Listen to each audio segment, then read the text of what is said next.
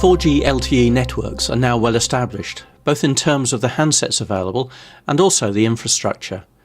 Now the eyes of the mobile telecommunications industry are turning towards the next generation of technology, 5G.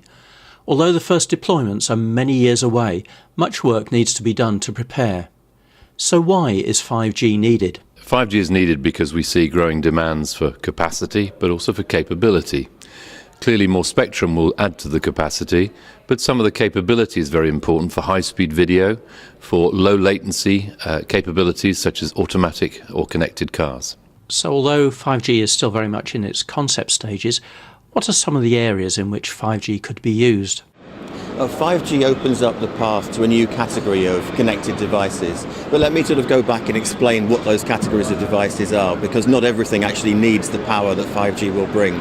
If you're talking about a connected sensor, like you might have as a smart meter, or is my parking space empty, or what temperature is my house or something, actually LTE can do that. And there's a new variant of LTE being developed called LTE-M, which is targeting making the cell sizes much bigger and also enabling battery-powered connected devices to still be transmitting small amounts of data every couple of hours, but having a battery life, 2 AA batteries, working for 10 years without being touched.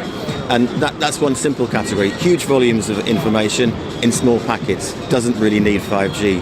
There's a second category of things that we're looking at, which is the ones that will absorb huge amounts of data, and 5G probably pays into that capacity, providing that. And that would be something like a smart TV. You have a 4K screen now, 8K screen, 16K screen, whatever in the future.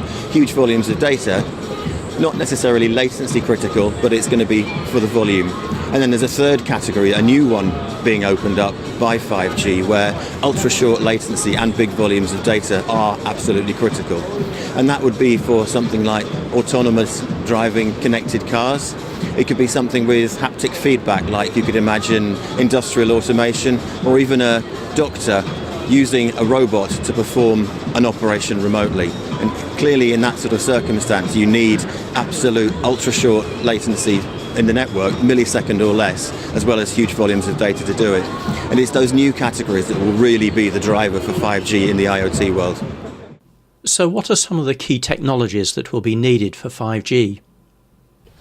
Key enabling technologies is to look at the radio access. So we need a new air interface, and we need a new radio access network, RAN architecture, as well as the core platform that would integrate efficiently broadband and narrowband services like Internet of Things or machine-type communication.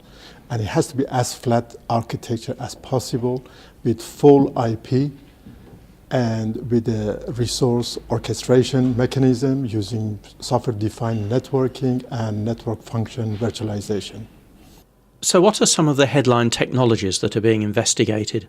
So within 5G research, we're looking at some of the key technologies that will really enable that next generation of communications technology.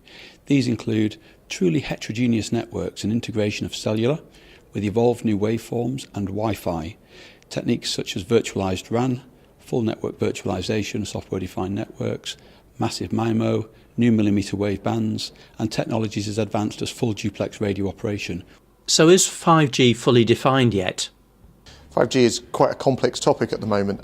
There's a lot of different opinions about what 5G is and what it will be.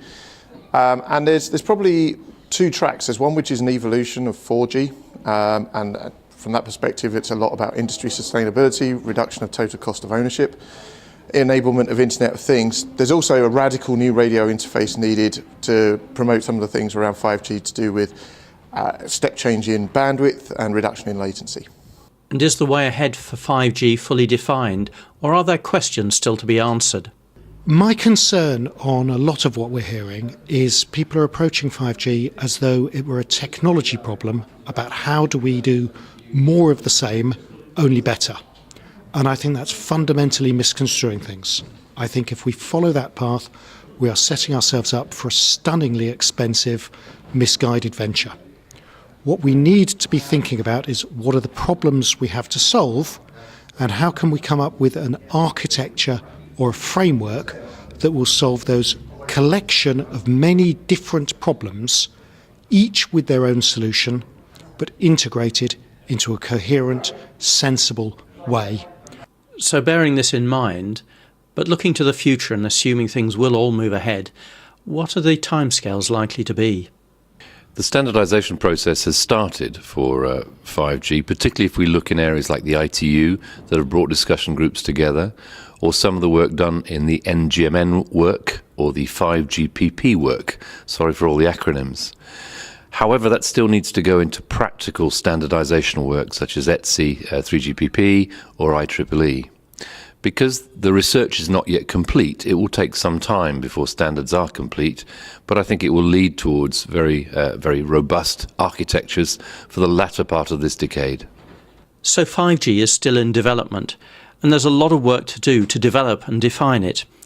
But it is expected to be available by about 2020, and then in use until about 2040.